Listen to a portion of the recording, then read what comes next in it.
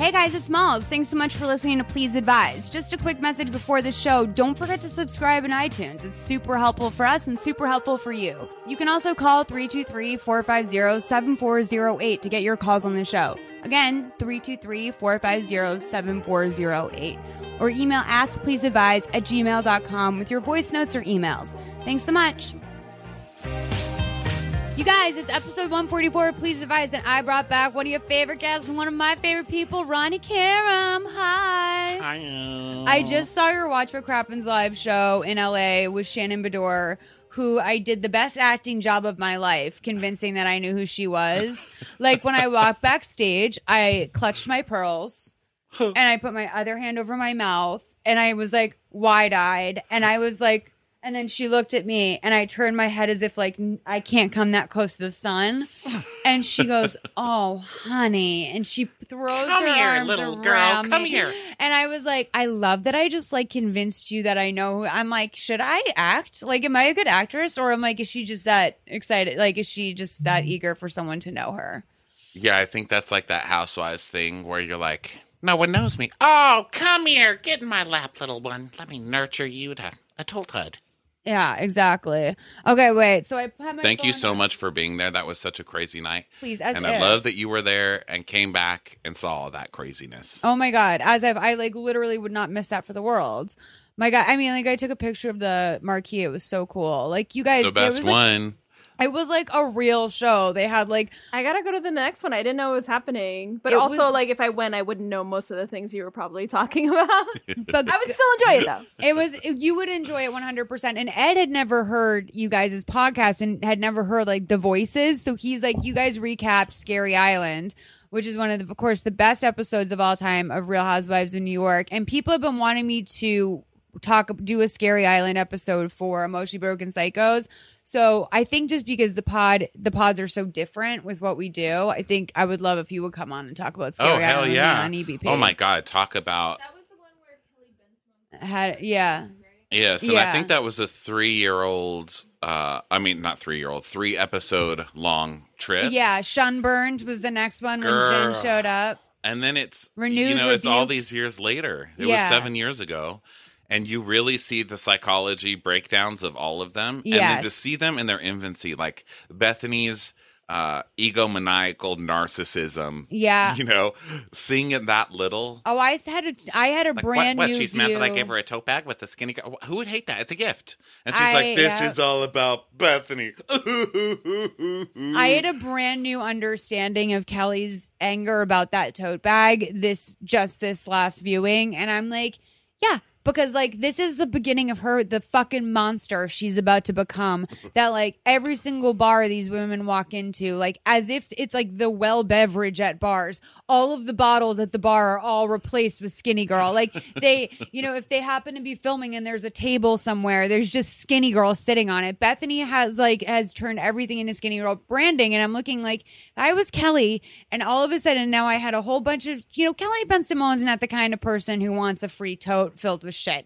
Your average American human, you give them a tote filled with shit. That's the nicest thing you could ever do to them. They love a tote. They can't believe they got a free bottle of liquor. They can't believe they got a book and a hat. Like they just can't believe it. Like swag. Yeah, but it's not touching if it's all Citibank branded. You know what No. I mean? Like, thanks Citibank. Like you're not gonna hug Citibank for that Oh my gift God, because wait, you open an account there. This is a tangent, but I want to talk about it. Like NBC's diversity and inclusion initiative gave out lip balms, but the flavor was vanilla. That's really funny. Well, that's fitting because everybody I know who goes through there is like white or a gay guy. Like, okay. Diversity. But like the other thing is like, if I was Kelly and I'd seen the world, been around the world, been a style editor for Elle magazine, like married to this famous photographer, to be burdened with a tote bag and like a cheap straw hat, like that's how I would feel, as burdened. And that was the first time I'd really seen it. She's like, oh great, so I get to carry around this logo bag all weekend. Like she's not the type who wants an LL Bean tote with her initials on it. Like she's just not. Like, especially when you're a housewife and you have to worry about the luggage and how much you're taking on the plane and like what you're going to have to check. Like, bitch, you just gave me something that messed up my whole pyramid. Yeah, on the, exactly. You know, on the cart or whatever. I have a feeling that got left behind in the hotel room. But oh yeah, but she's fucking crazy anyway, Kelly Ben-Simone. So I had my phone out when you guys came here. When we started this podcast, because I wrote to my mom on Thursday, OMG, did you hear Gwen is pregnant with Blake Shelton's baby? She's 47. I had no idea she would turn out to be so lame. Backstory. So Gwen Stefani, my screen name all throughout high school was Gwen Steph Wannabe X. Like, I literally was obsessed with Gwen Stefani. Like, she was my idol. Like, she was like, turned me on to nail art very early. Now I realize there's a lot of appropriation issues. Like, when, for example, when she brought those 4 Asian girls that didn't speak around with her everywhere she went for 4 years. Those were her Harajukus. How dare you? Okay, how dare you? But like, low key, like, they were just props. And I love Gwen so much, but like, between Snapchat and this whole Blake Shelton thing, I have come to learn that my childhood idol is in fact a real fucking lame-o. Like, she is lame. Like, to be like blown away by Blake Shelton, like, okay, got it. You're like very lame. And so my mom, it doesn't write back to me. I completely forget. It's been a whirlwind 48 hours. I've been like working. I'm in a deep depression right now. I did a little depression quiz when I woke up this morning. It was like BuzzFeed, like 12 signs you're depressed. And I was like, oh, I have 11 out of 12 of these. Like, it was like, I had every single one. And the main one is like fatigue. So I've been sleeping a lot. And so I totally forgot that I had texted my mom this 2 days ago. And I wake up to the little, like, you know, you see the text preview. So all I read is, hi, honey, comma, I love you. I can't believe this news, ... And so I thought that this was about to be like, I can't believe, like, she also makes typos a lot. Like, she also writes texts like they're letters. So I thought this was going to be, I can't believe this news about, like, blank. I thought she was going to tell me someone died. I thought also this was very, like, when Stevie died, that was exactly what I woke up to, was, like, a million text previews being like, God. OMG, so sorry about the new, and, like, it would just be like that. And I was like, something happened. And, like, as I was going through each one, some people didn't mention what had happened. Some people, so I literally, when I wake up to a text, first of all, this is why I have such phone fear now in general, like, because like for a long time when I picked up the phone, usually someone was dead. So like, I got very used to keeping the phone next to me when I slept, like keeping the phone on. I have a weird relationship with it. I would like to be the type of person who could turn her phone off. Like, I had my former business partner started doing Shabbat every Friday. So she could just turn her, maybe. But part of it was that she got to do the technology, like, shutdown and, like, be off of all media for 24 hours. And that was, like, a weekly cleanse for her. Must be nice. Like, if I had to do a weekly cleanse from technology, I would miss half the work I do is on Saturdays. Well, I wouldn't have a boyfriend, that's for sure.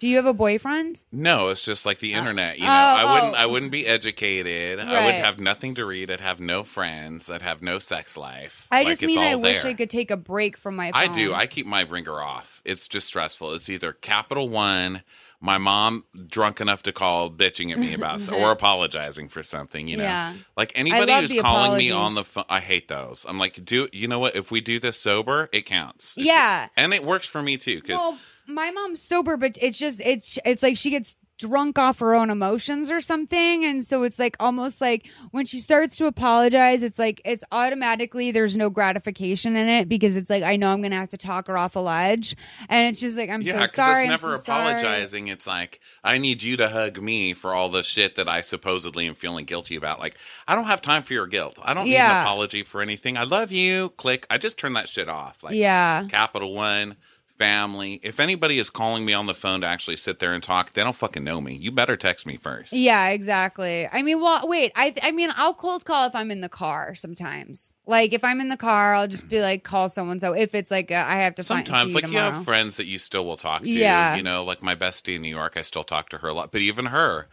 I'm like, I'm not in the mood for this today, because I know it's going to be 3 hours about some dude. And normally I like those conversations. Yeah. But, girl, if there's empty boxes all over my house that say Domino's on them, and, like, unmatched socks hanging off like furniture pieces. It's not time to call me. You mean what's going on in my house right now? We're living in the same home in different sides of the city. So. I just have to do my laundry really badly. I mean, I believe it or not, all this laundry is hanging here, but these are like garments that I'm keeping.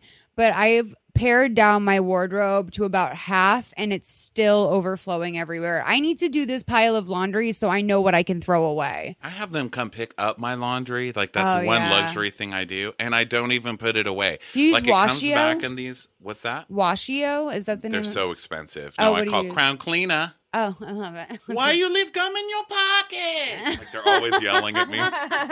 Ronnie. She's always yelling in your pocket? I'm an idiot. I've done that since I was a kid. Your singular pocket. I just like being yelled at. Yeah. It makes me feel cared for. Thanks, Sonny. But so you get I get it done and I still don't put it away. Yeah. And then I'll grab things, because it comes in a nice stack. Yeah. And I'll grab things out as I need it. And then the rest of it is still all over the floor, all my dirty clothes. Well, Jolie said because that's what I said to her. I said when she came into the podcast, she's a clean person for a living. She streamlines all these things. You know her as well. Yeah, I love her. Hey girl, hey. She's probably listening. She said, if you consider putting away your laundry part of the act of doing laundry, it will be easier. And I'm like, no, I bet it won't be. Because I never will. I will never I will never teach my brain that part of doing laundry is putting it away. Because if I do, then it'll never get washed. Because I go through those stages where I do that. Yeah. It's like you use a dish, you wash it, then you don't have a pile of dishes. You clean the counter every night, and then you don't have a dirty kitchen. I can do that sometimes, but I feel like we're similar when we're just we're depressed and it's okay. Yeah. And we'll just live in it, I also am a cook too. So I made butternut squash soup the other night. And so I right now have pans from roasting the squash and then the actual Dutch oven I made the squash soup in, and then measuring cups and blah blah. And I don't measure anything when I cook. It's all intuitive. So the sole use for measuring cups in my life is just a scoop. I just use them as scoops. That's how I things. do it too. Yeah, that's how you should cook. It's just different when you make breads or something. But but baking is its own animal. Baking's more precise. Cooking is kind of you feel it in your heart. Yeah, exactly. My mom is always would specify that and say I'm not a baker. I don't baking's its own animal, and it's true. My friend I've learned the easy things to bake, like tortillas. Well, that's not really baking, but tortillas or popovers. I learned that one recently from a housewives show. Yeah. And Well, those some people are are super easy. Some people are cooks, and some people are bakers. I feel like it defines a serious personality. baking is that's the scientist. Oh well, this guy we know, one of Ed's very good friends, is going on the Great British Baking Show right now, and I guess it's called the Great American Bake Off or whatever. And this guy, it'll be dun dun dun. We have bakers. American version. And totally, and he also he's they're going, I think they're filming in London, so he's gone, and it was between him and one other guy at the end, and this guy will just casually post on his Instagram things that I'm who are you? You could go to Bottega Louie downtown and their desserts look slightly uglier than this. I don't make anything like that. It's so and it's just, this is his hobby, and I really want to learn how to make macarons, not because I love them. I actually hate them as a dessert. Have I ever talked to you about macarons? No. Hello, do you love them? I'm obsessive. Right? Oh. So I got obsessed with I think the baking show. I think that's what I was watching a couple of years ago when I first saw it. So I got a KitchenAid. I went online. I was looking for 2 weeks because everyone's saying you have to buy the original metal kind and not the new kind with plastic part. I mean, I went crazy finding the best old KitchenAid. And then I got obsessed with macarons because they're the hardest thing to make. 2 weeks I spent and so much money perfecting those fucking cookies. Yeah. And I finally did it. And then I was like, buy KitchenAid. I put it right on Craigslist. It's about almond flour, right? It's all about the almond flour. Is that what you have use? to blanch the almonds. Go fucking blanch your mother's face. Dry them. Blanch your mom's face. You have to sift them 3 times. What? Egg whites. So you do that, but most of it's the baking because every oven's different, and they have to bake just right, or they'll be hollow inside, and you know that they're fucked. So to have them crispy on the outside and chewy on the end. And my I got thing upset. is making something flat topped. Like, how do you make something flat topped? Like, that's the thing about the cookie that always blows me away is that they are like crusty and bubbly around the outside, but then on the top it's completely flat. And so for me, I'm like, oh, like if you are squeezing it through an icing bag or something, that would create a little like dollop thing on the end or whatever, and you can't have that. And I heard that there's like you bang the tray against the table so that like it'll flatten out, but like, dude, it's more liquidy, so it usually flattens itself out. That's the kind of thing that would lead me to be like a serious, like, because I would just get a serious drug addict. Like, I think that I would get so depressed at my failure of making, like, when you try for 6 hours to make a fucking cookie and you fail. Oh no, it's like it can take forever. That's the fun of it. Yeah, you can't get depressed. Like, it has nothing to do with your feelings. But if you like, fail, you have to just fall. Well, yeah, you fail. I mean, that's part of learning anything. You fall on your ass constantly. You know, that's what's fun about it. It's like it doesn't matter if I'm like, ooh, it's like, who cares? No one cares. You know. No, I love learn how to do it and fucking make it. But then I do it and I'm like, okay, I'll go do drugs again or whatever the next obsession is. I've put out so many like shitty podcasts or so many like shitty pieces of writing,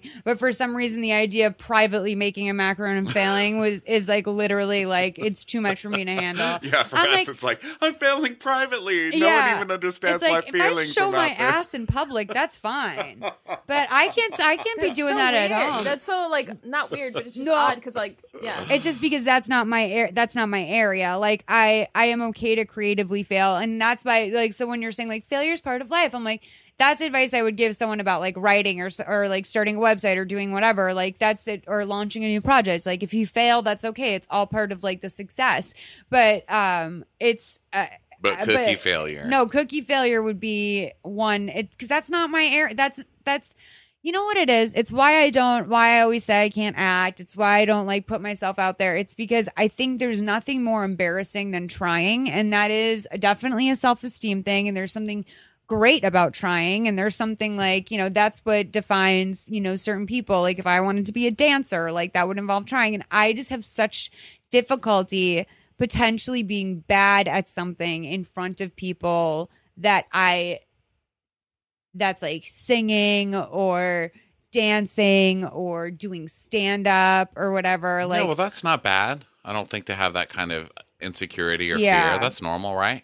Yeah. So I'd rather just sit at home and talk to my computer and edit those videos together. Like why I quit stand-up and started doing YouTube videos back in the day. Like, well, that stuff just made me sad because it's like everyone's so sad. You know, I really will roll around in my own depression or my own issues so much, and almost like such a selfish, narcissistic I way. I do the same thing. I like bathing in my own like, pity. I love it. You know, I like to marinate in my own sadness. I love it. I think it's, and then think like, why am I sad, man? Yeah. Or I'm reading, I'm switching back between regular books and As a Man Thinketh, which is my favorite old self-help book, which is like, a man's mind is a garden, and the seeds you sow, and the thoughts you know. It's and like is it like a literal man, or is it like like mankind? Is it for men and women, or is it like about it's for mankind. No, it's just about like your thoughts. You know, whatever. It's what pop psychology. That's is based the way I on, like basically. The Art is War, or Art of War, which is basically the same thing. Which is that you always allow your unconscious mind to get in the way of like your like destiny. Yeah.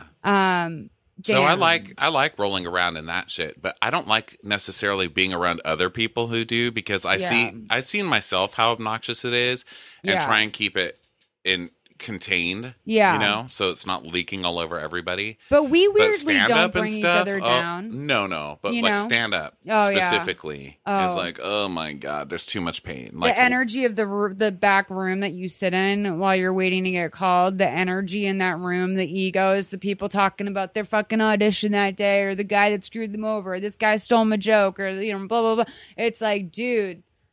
Like, that's the other thing, too. Like, the shit talking in comedy is unparalleled because comedians are good at talking, and they're good at finding things wrong with other people, and they're good at observation. So it's like the shit talk of a comedian is literally the best thing to listen to, but also the most toxic thing, because it's just it never ends. Like, it never ends. And especially it's like any other area of this business, like acting, like singing, like whatever, except where people are like, I hate my competition. I hate this girl. But, and secretly the answer is jealousy. It's like comedians just have this whole different level. And they talk themselves up or talk each other up or whatever, thinking that that's how you win. And it's not how you win. You stand up there and then people laugh or they don't laugh. Yeah. And usually the biggest shit talkers are the ones who make fun, Yeah, it's always someone else's fault why they didn't make it. Yeah. Generally, I like being depressed, but I don't like being around everybody who's depressed. Yeah. Because then I'll just get more depressed. Then I'll be really depressed, and it won't be the fun kind. It'll be like, oh, I like the fun depressed where I'm alone and like, just download stuff off the Pirate Bay and watch every stupid movie you skipped last year. I've been so happy to be just sleeping. I have been sleeping so much. I'm just like, I actually can't wait for you guys to leave so I can go back to bed.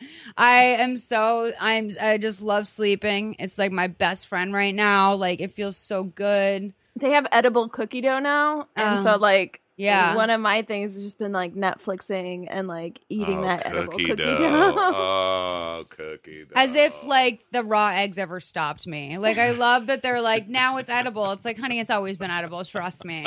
Like, I'd like to see a list of the people who've gotten salmonella poisoning from fucking Pillsbury cookie dough, because like, here I am on the other. I mean, that actually would be like kind of tight to get salmonella. I've been binging lately. I've tried. Have you ever tried to get salmonella? What? I swear to God. Well, just because I'm always looking for an easy diet, yeah. And I'm like, I used to try and like make myself throw up when I was younger, and I just couldn't do it. My body's like, these hot dogs are staying in here, son. Yeah, that's like a pillhead that tries to break their own legs so they can go get Percocet. Yeah, that's why I don't touch pills. Yeah. So I'm crazy like that. I'll do stupid shit like that. I mean, but trying to give yourself salmonella is at like a new level. Yeah, like I'll touch chicken. I'll touch chicken. When you're cooking and you like touch. Well, I've caught myself where I've touched a chicken and I haven't immediately washed my hands, and then you're making salad or whatever, and I'm like, this is covered in salmonella now because I'm an idiot and didn't like good. And I was like, maybe I did that on purpose. And I start thinking like, are you trying to kill yourself? Get thin? What is it? What do you need, Ronnie? What do you need? Mm-hmm. Really, just a good barf. Sometimes you just need a good. Oh, I'd love to. I mean, honestly, I hate to say it. I've said it so many times. I love to barf. Like, if I have to, I love it. Like, I've never been bulimic. That's never been my thing, mostly because I'm afraid of like what it does to your teeth. And then also like bulimic girls get those marks on their fingers from shoving their fingers down their throat. And I'm like, I can't. Oh, Lord. I would rather my telltale sign of having an eating disorder just be that I'm scary looking like that, let alone like, I don't need physical manifestation of losing my teeth and like bumps on my fingers. Yeah, it's a lot. And there's so many holes you can fall down. It's important to let yourself, it's like choose your drugs. I always say, like choose the thing that you're going to give into. Yeah. Because I could give into some really dark shit too sometimes. I'm like, don't do it. But yeah, licking my fingers after a chicken. Yeah, I'll give it a go. Why not? Does that kill you? Salmonella? It doesn't kill you, there right? are people who die. Some people. Usually it's babies, though. Yeah, well. You're a big baby. Babies are pussies, okay? Ronnie, Get stronger, babies. I'm going to give you something to think about while we record the podcast today, but we've brought back honestly, that's why I think they should just let kids with peanut allergies die. Like, I'm dead serious. Like, it's called fucking Darwinism, okay? Like, if you can't handle a fucking legume, like, were you meant for this world? Like, all we keep doing is breeding weaker humans and being like, medicine will fix it. Why? And then medicine makes it worse. Yeah, and then when the AI comes to get us, we have a bunch of fucking weaklings trapped in a room. God forbid there's a peanut in there. They start dropping dead, and then the people who aren't allergic to peanuts have to deal with fucking carcasses everywhere.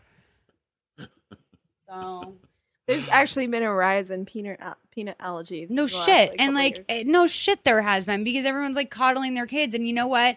My cousin Dennis, God bless him, he fucking tried to make himself unlactose intolerant by eating ice cream every single day. And like, it got him much more sick for a long time, but now he can eat ice cream. And I just want to say, maybe you should think about that. You should think about that. If you need an EpiPen, are you for this world? That's my question. I'm just kidding, you guys. I know so many people with allergies are like, fuck you, it's real. My sister has... I know, it's real. I know, but my sister has, and her kids, gluten-free, dairy-free, chickpea-free, spinach-free, tomato-free. I mean, they've got cards that they carry around with all this shit. Chickpea free is rough. That's always been hard for me. We're Lebanese. Like, you can't not have chickpeas. You know, it's in everything. So I try and make like a white bean hummus or whatever it is. But she'll get really upset if she sees a family meal, being cooked on a countertop that had gluten on it. Yeah. And I'm like, you can't live that to that. She said, but the kids can die. I said, the kid is not going to die. No, they have just... I mean, no, I don't know what it is. Not eating gluten does make you feel better, and when you go back to eating gluten, you makes feel you feel like shit. Yeah, you notice the difference. Yeah. I'm making cauliflower pizza soon. I have the crust downstairs. I have the ingredients for the crust downstairs. It's fucking. It's good. Fun. Yeah, it's my good. jam. Maybe I'll make that for us for tomorrow night if I can get out of this seeing a baby thing really fast. In and out on seeing that baby. My friend Emily Foster will be a guest next week, I think. Yeah, next week. She had a baby, and we're all going to go to the park and meet it, which is going to be very fun. Hey, baby, nice to meet you. Hi, nice to meet you, little baby. I just literally I get so upset that more of I'm like, what do you think I'm going to, I just am bummed out when my friends don't ask me to watch their kid because I'm like, I'm not going to kill them. Like, what do you think? I'm going to get fucking wasted while I'm watching your baby? It's like, dude, I just want to hold a baby. No, one of my best friends had a baby. He's 2 now. He's so cute. And I live close to him and I work from home. So he would be like, could you please come over here for a couple hours? Yeah. I'm desperate, you know? And I would go, and it's cute and stuff. But those fuckers are heavy, A. Yeah. And B, you have to entertain them at all. It's like if they're awake, you have to be like, blah, blah, blah, blah. And it's fun for 10 minutes, but I'm too selfish for a baby. I'm too selfish for my own. I'm certainly too selfish for yours. And I was like, you can't just keep calling me because I live close to you. Yeah. Like, get a babysitter. Call me. Hi, Wags. See, the toddlers are rough. And it is true because they need constant stimulation. Like, they're just ready to...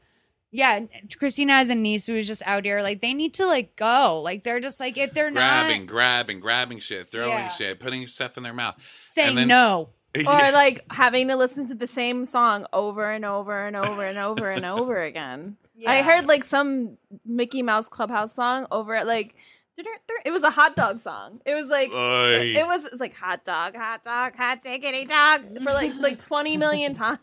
Can we expect more intelligence from our children, what please? Was your version of that? Did you have a version of that? Growing up? Yeah. I know mine.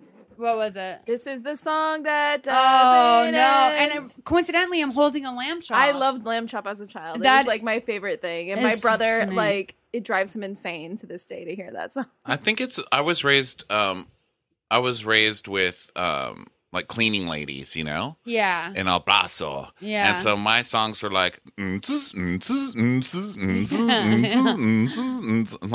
music is all So whatever it was. Songs that you still don't know. And I loved it. But okay. No, but you can hear it going down the street. Whatever song it is, it's going. That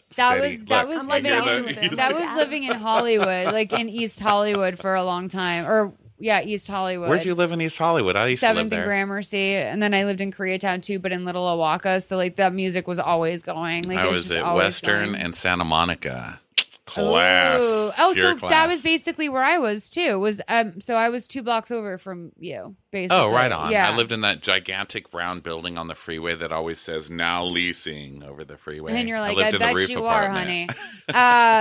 It was for me. It was "Call Me Al" by Paul Simon, and then, but more importantly, was this fucking Chicken Little book on tape I had, and my whole family was so tired of me listening to this fucking Chicken Little book, but I had a book on tape too that I was obsessed with. Yeah, it's just so soothing. The sky is it was Lamb Chop's Land of No Manners, where Lamb Chop misbehaves, and then she fantasizes about being in a world where there are kids who don't have manners, and she hates it.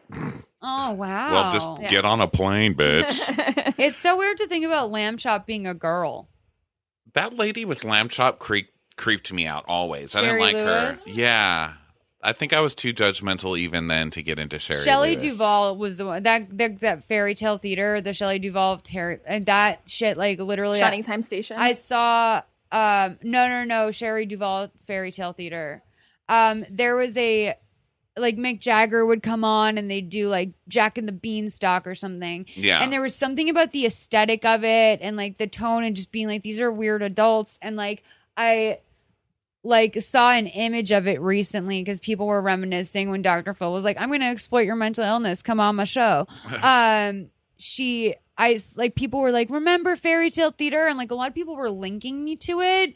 And I'd open it and it'd be like, dude, can I have a fucking trigger warning? Like this shit brings back some shit in me I did not know was there. Like you need to trigger warning me before you show me fairy tale theater because that's some creepy fucking ass adults. Like it was. I wasn't a fan of that either. Or Mr. Rogers creeped me out. Oh, those puppets were fucking creepy though. Yes, like the Prince Tuesday, or they were lifted with the Prince little Friday, sticks right? under their hands. Yeah, the Friday? King Friday. He was so creepy and like pasty and like He looked like it was hand carved. Like the faces were like hand carved. Yeah. And it was like old crazy. people art like, oh, these are real puppets from back in the day, children. And Mr. Rogers would be like, hello, children, and just sit there with his creepy sweaters and his fucking shoe putting on and off. He was always a creep too. That was my recurring nightmare as a child was things inside of picture. Like I like going on that train and like being in the world and like not understanding, being like, these are Yeah, oh yeah. She's showing us the, I the actually king liked. from that. I He actually looks puppet liked He looks that. high. Yeah, there was a lot of there was He a was lot that was gross. nightmare bait for me as a child though because it was like a world I could go to that was like now all those nightmares have been replaced with school. Is he eating a banana Oh, in that yeah. picture?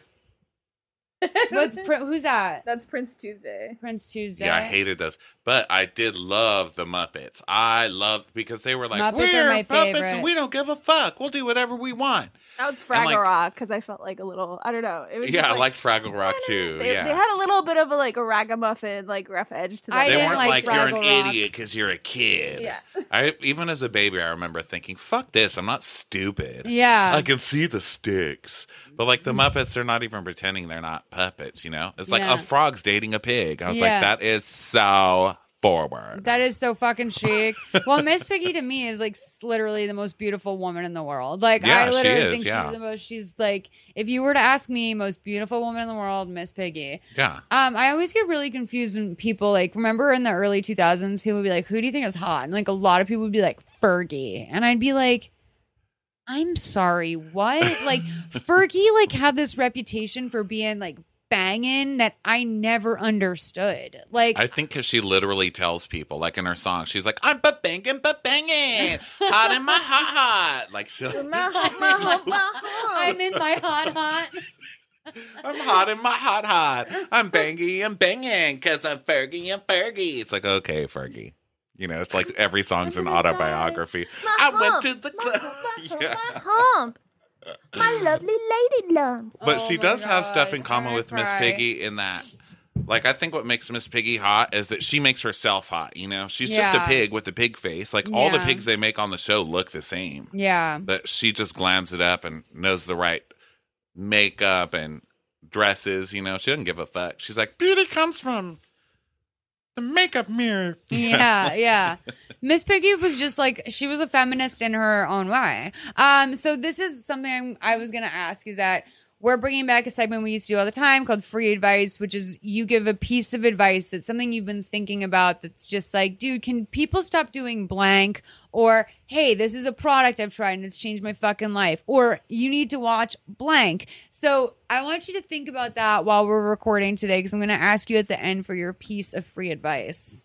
Okay. Well, Okay. I've already got one because I just spent my 3-hour allotment on the phone with my New York bestie. So Okay, I've already perfect. got it ready. I've already got a lecture ready to go. Okay, great. So now I think we should take some goddamn calls. Hey, Miles and Christina and everybody else. This is Heather from the Facebook group. Anyway, I'm calling because this is going to come off kind of weird. Anyway, my oldest is in her senior year. She's looking at colleges. And she, I think without telling me, I'm kind of getting the idea that she wants to take a gap year She wants to be a photographer. I fully 150 million % support her in her dreams. She's a great photographer. I am on board with her doing what she wants to do. Anyway, I digress. I want to know how to support her and support the gap year and support her going to art school and everything without it sounding like I don't have faith and trust in her, that she can't do a 4-year college and anything else. She's a 17-year-old girl. We have the normal ups and downs. So she usually thinks I don't have faith in her no matter what I say and do if it's not 100% supportive in her ears. And even if it is, sometimes she thinks I'm just pacifying her. And listen, I was a teenage girl. I get it. I try, and it's not always great. And sometimes I don't always think she's being 100% truthful because I'm a parent and we just have miscommunication. So I want to know the best way to approach it and saying to her, I just want you to make yourself happy.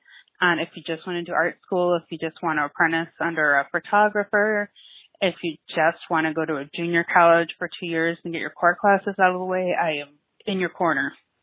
Or if you do want to go to school and do your thing, I support that too. Without it sounding like I don't have faith and trust in her to make her own decisions, and it'd be okay.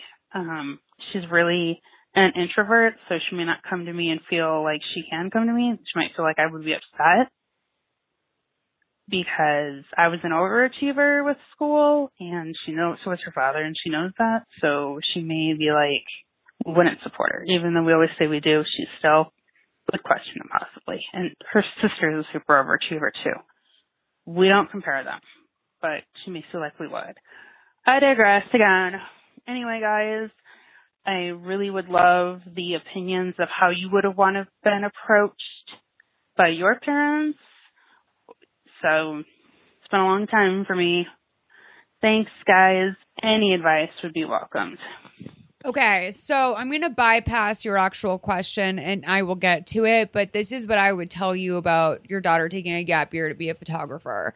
If she is someone who typically shies away from like a curriculum or doing traditional like schooling, if she's not an overachiever in terms of school, if she wants to take a gap year, this is too formative of a time in her life for her to not have structure. So if I were you, I would approach it and be like, dude, like, you can absolutely, like, I support you to take a gap year. I think that would be amazing. But she needs to secure an internship. She needs to set up a website or something like that where she is regularly uploading her photography and showing her progress. She needs to have something that she's accountable for that's more than just like, oh, I'm going to go out this week and shoot pictures. I think she also needs to have a job where she's earning and saving money, because if she does decide to go to a 4-year university, that's like an unparalleled opportunity to have a shit ton of money saved up that a lot of high school kids don't have. I saved a lot of money going into college knowing that I always had summer jobs and everything like that, even school year jobs even. But yeah, I just think that the one thing that you really need to make sure is that if she does take this gap year, that it's not just kind of a year off in between, because that will almost hurt going into college, because she will have lost the rigorous nature of being a student. It is very rigorous to be a student, even if you're going to art school or whatever. It's all, assignments being turned in on time, a schedule, routine, waking up. Those are all things that it should be important that you kind of drill in. If she's going to do this, she keeps your routine, etc. How did your parents approach the college thing with you? Well, I don't think my story would be similar to yours at all. With like my personal choices, I was really strong-willed. I was like, I don't want to go to school. I want to go to theater camp or like whatever, So that was a little different. But you sound, I moved to New York City on my 18th birthday, girl. I got on a Greyhound. Oh, okay. I was like, bye. See, I had no choice. But I was living on my own since I was 15 and stuff. Right. Oh, you were? Yeah. Oh, for some reason, like, we've talked so much about life, but I didn't realize that.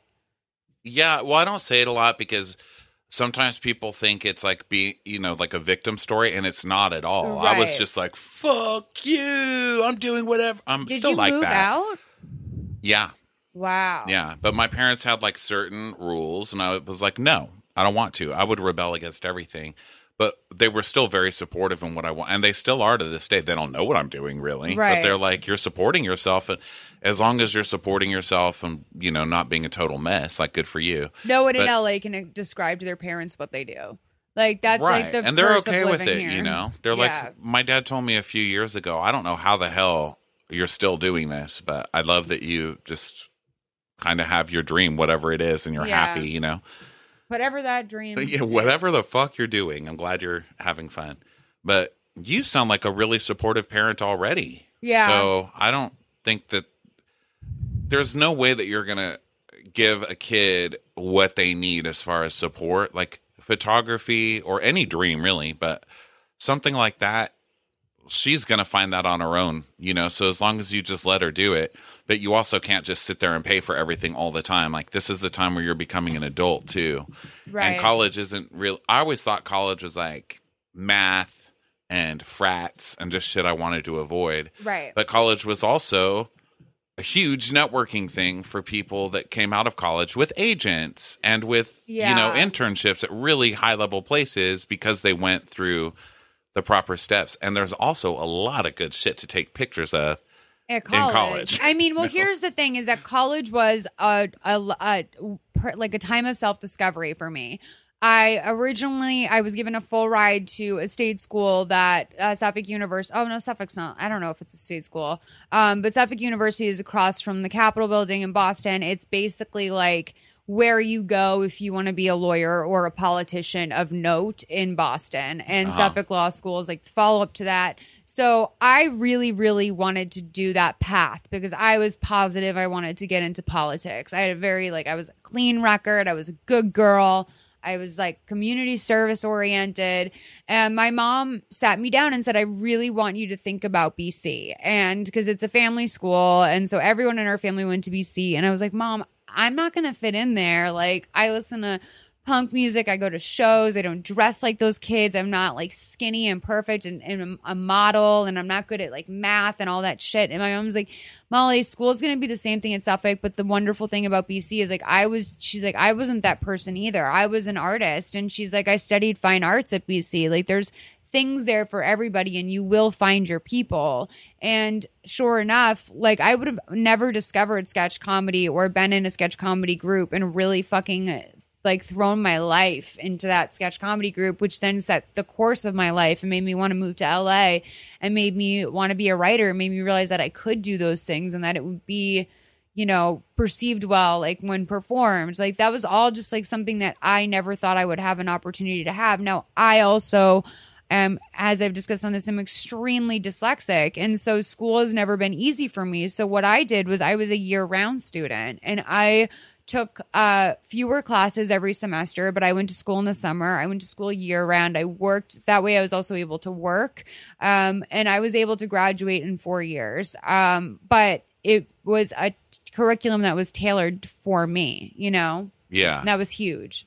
Yeah, I think what you said about structure is important. Like, if you're out there following your dream in real life, like the way I did it, I was out there following my dream, but I was also working my balls off to pay rent because you have to be an adult. My parents were like, if you don't want to go to college, okay, but we ain't paying for your ass. That made me an adult, and it made me grow up really fast. And I was very proud, But at the same time, college is a great experience to come of age with other people your own age, and you're not having to figure out a lot of shit. I don't know. It sounds like you want her to go to standard college, but you don't want her to feel like you're not supportive by doing that. Right. But you can still learn rad photography skills in real college. Yeah. You don't have to go for some boring shit. Well, Malia Obama took a gap year, and like I think that's like reintroduced the idea of a gap year into our society in a major way. Like, I think that people kind of forgot that you could do that, and it's been much more like an upper class sort of thing to do, like a more of like if you come from like an education based family, like that's, you know, about a gap year. But the one thing to note about that is that she was not traveling during that gap year to the extent that like some might, you know, there wasn't a year backpacking through Europe. Like she had an internship, and sure enough, like she showed up to Harvard, like to move in right on time this year. So like that year was very much like a time for her to breathe. I think that was also important for her, like with her dad coming off of the presidency, to have a little bit of a breathing time. But she used it to kind of make herself more of an adult human. I think college is the big mistake that people make with college, and why I think a gap year is great is because oftentimes you aren't aware of the seriousness of what you do in college and how important college is for you to take seriously. Like every class you take, I remember it being broken down at BC for us. They were like, every class you take is like $560. So if you skip a class, like your tuition is this so that means every class is technically $560. If you skip a class, that's a $560 nap you're taking. Right. And so, but when it's not your money, a lot of times people don't care. It's like, if this is all being paid for, there's no like, you don't know what that means to like miss $560. You're like, fuck my mom. Yeah. But also like, it's a different time because college is really expensive, and everybody I know who went to college for acting or whatever, like a more artistic thing, they're paying so much money for the rest of their lives every month. It never goes down. It only goes up, and they're like imprisoned in a way. So things like photography, you don't necessarily have, if she really knows that that's what she wants to do, she doesn't have to go through a 4-year program. There's so many schools you can go to and ways to learn that are cheaper, shorter, and better that would actually get you the experience, you know? So a lot of that's just her choice now because she's an adult. It took me 6 years. Oh, sorry. It took me 6 years to pay off my college debt, but I will tell you that, and that's really fast, it sounds to some people, but in that time I defaulted on it. It ruined my mother's credit. Like it ruined my credit. Like a lot. I like wiped out me and my mom with my college loans. And so that's another thing I just want to point out too, is that there's like, I mean, if she does manage to like make a shit ton of money, you know, when she hits a certain age and she's able to pay it all off, great. But like, what has she done to her credit, and what has she done to your credit in the meantime? Right. If she, just leave it up to her. Say, if you want other options, like I support you in photography and I want you to be happy and I think you're talented, but that's really all you can do. As far as anything else, like find where you're going to be. First of all, is this girl taking pictures? Like, that's another thing, because a lot of times actors, and we all know them here in LA, they call themselves actors. They don't even go to auditions ever. Right. They don't, They're like not actively making short films. Yes, They're like not, a writer is writing. They're always writing something. A photographer is always working on that. So, just say you're an adult. I support you, whatever, but it's not going to be money forever. So here's the money I'm willing to spend. And here's what I'm willing to spend it on, and it's your choice. Bring me options. But yeah, at this point, I do think that, and she might believe you more. Like, I think that there seems to be like question that she will believe the authenticity of you saying you should take this year off or whatever. I think she will believe you more if you give her parameters and you say like, I'm totally fine with you taking a year off to pursue an artistic thing. And if you want to do a 2-year program, that's great. But for the first year, I'm just going to ask that these are the rules that you will follow. Like, you're going to get an apprenticeship or an internship. You're going to have a regular paying job, and you're going to have a website that you update weekly with like photos that you've taken and things that you've worked on. And you're constantly going to be doing output. I can't stress enough how important output is.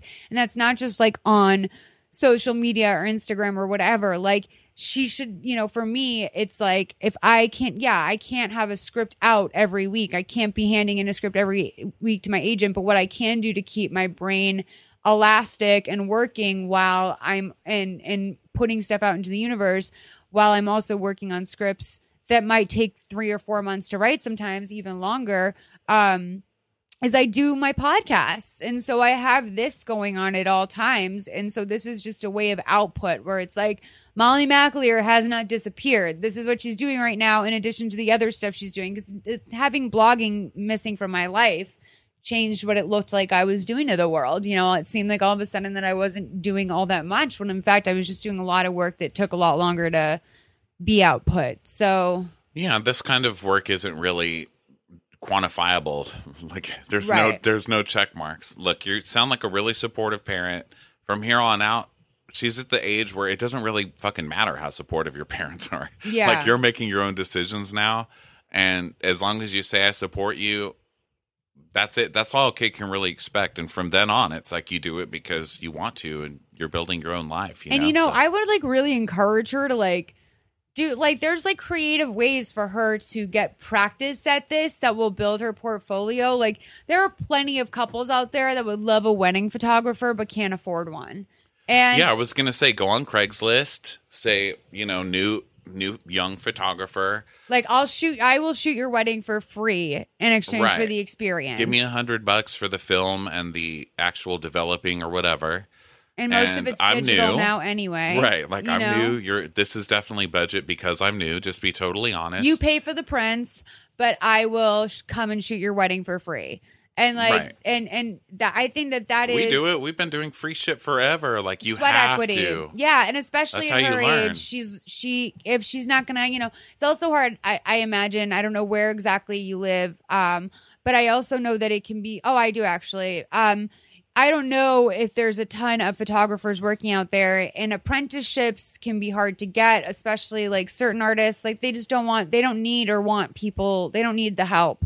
And a lot of people that I think are worth working for oftentimes are the type of people who don't let people help them. Like they're like, no, I need to do it myself. So I think that if she got creative about putting her foot in the door, then who knows, maybe this wedding she did for free, like next year that couple will recommend her to a friend and she can get like $500 or something. You were saying about the people who normally wouldn't be hiring interns, when you email those people, just random people, not people like at Vogue, you know, but someone in your town who's actually good and has a solid business. If you just say, I'm young, I want to work this 20 hours a week for free, assisting you in return for learning, light balance or, studio work or whatever. Most people who do anything artistic want to help because all of art is apprenticeship based. Like you learn everything based on doing shit for free from better people. Yeah. So everybody's used to teaching, and that's you want your turn to like help somebody out, Yeah, but I will say my friend Todd, who's been on this program before, we wrote a script together last year. His kid did 2 years of school learning music, and it was a 4-year college, but after 2 years, Todd was like, he doesn't need to go to school for 4 years. Like he's made his contacts, like, and now he's in a band that like their single played on K-Rock the other day because he is a musician that has put hours and hours. He's put his 10,000 hours in by the age of 20, and he doesn't need to be at college right now, basically racking up a bill for something that he could be out there doing already. Yeah. And so if, and most of it is like that. If you can avoid it, I would say don't go. Yeah. But of course, to your parent, like what she's saying is like, is it unsupportive saying you need a degree?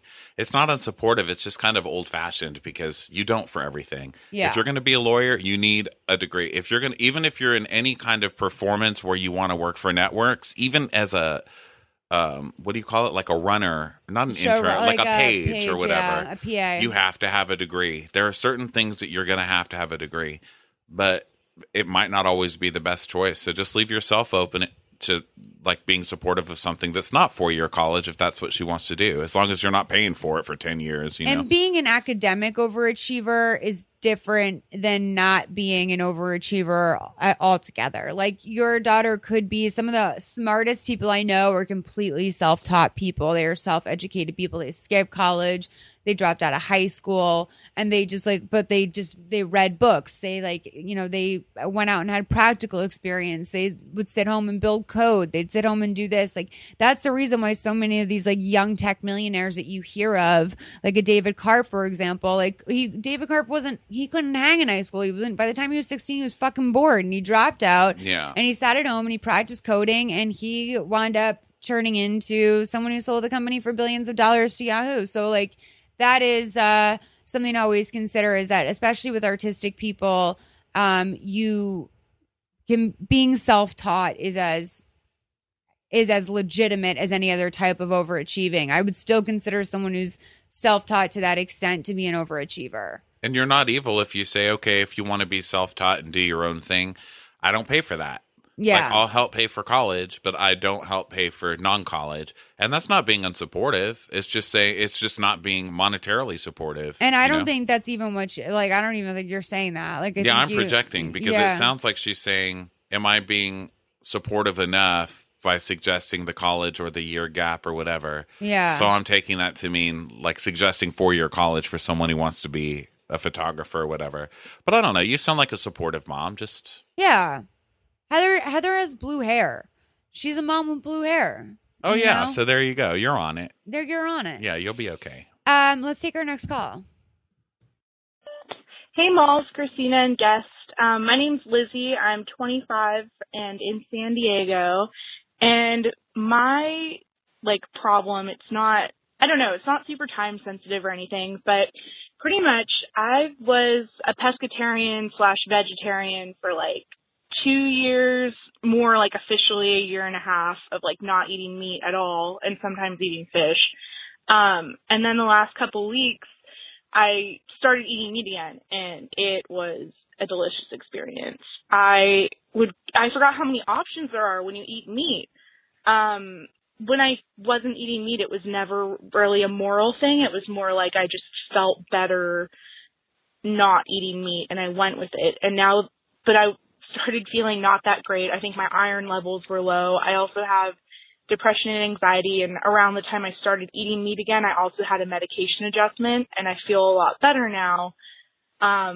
I think it has to do with both, because there's some stuff that doesn't have to do with medication that feels better, day-to-day living now that I'm eating meat. Well, anyway, my problem is, it never used to be a moral thing, but then last weekend I went to the fair and I saw all the stupid pigs and cows and goats and shit all lined up at the fair, and I just started getting really sad, and I was like, whoa, you guys used to be my friends and I didn't eat you, and now I'm eating sausages, and seeing the animals didn't stop me from getting bacon wrapped pickles, but I don't know. Do any of you have, I don't feel as bad because I went a whole year and a half without eating meat, so I feel like I did a solid for the animals, but I kind of want to do more, but also I don't feel that great when I don't eat meat, and I don't know if any of you, I'm pretty sure, Malls, you and Christina eat meat. I don't know what guests you'll have, but if you've ever felt bad about this or have some sort of habit that doesn't align with your morals exactly. Or, a daily one. I know we have plenty of those. There's another thing I was forgetting. 8 inches. Cut. Man, Ronnie and I were belly laughing throughout your call. Because, just us. But, first of all, 8 inches. You're so funny. 8 inches You're cut. you used to be my friends. They butchered the Craigslist killer's foreskin. So if you were okay with that. No, look. Miles was just telling me the 8 inches cut story and I was dying. One thing I will throw out there is that if you eat when I get steaks and stuff for my house, and I buy meat at the grocery store, I'm not a perfect citizen in any way when it comes to meat or whatever, but I do these grocery runs once in a while where I will only buy vegan, and it's because I'm okay, it just can't hurt. It can't hurt to have these things, or I'll do completely gluten-free grocery runs, and that doesn't mean I don't have the other stuff in my house and it doesn't sneak its way into my meals. It's just that I don't need a package of deli ham every week.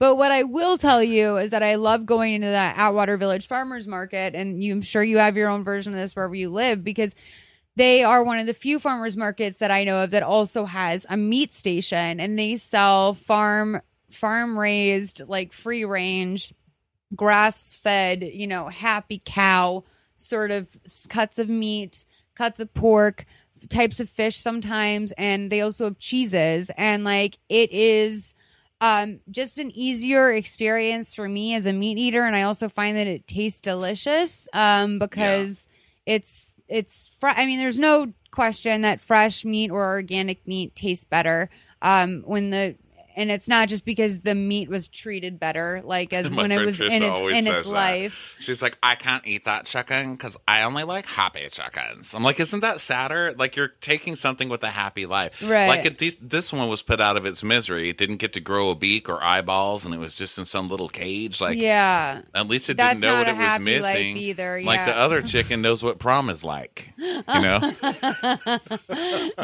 It's like a 7-year-old dying of cancer. Exactly. Yeah. It's like, well, they didn't really know. They've been sick their whole lives.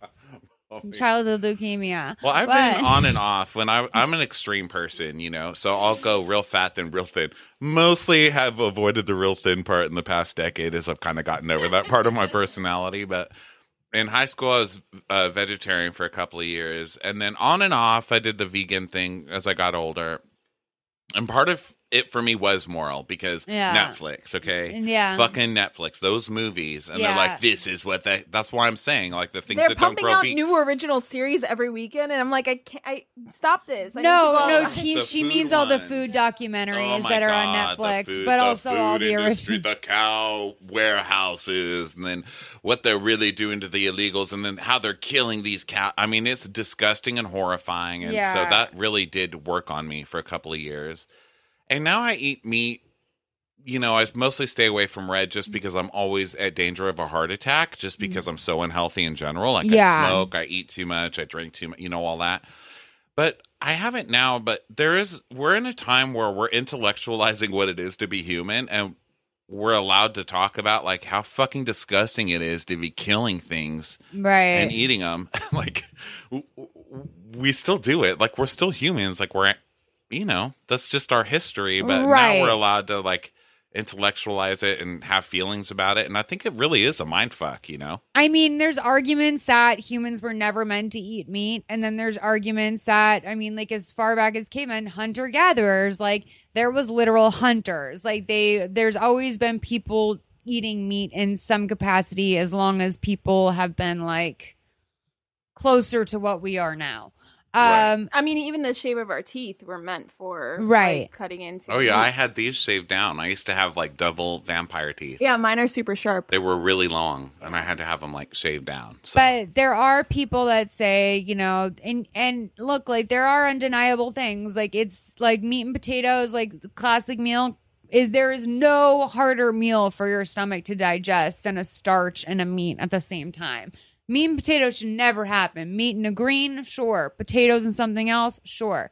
I digress. Well, all the studies, also like the China doing, study, more physical labor, where we could like break that stuff down. Yeah. And all the studies, like the China study, which is fairly old now, but that was looking at the diets in China where there's not a lot of meat or none at all in some places, and if there is, it's like the side dish. It's like a little tiny bit, and then a lot of vegetables and everything else, and how their heart attack rate is much lower than here. But I don't know.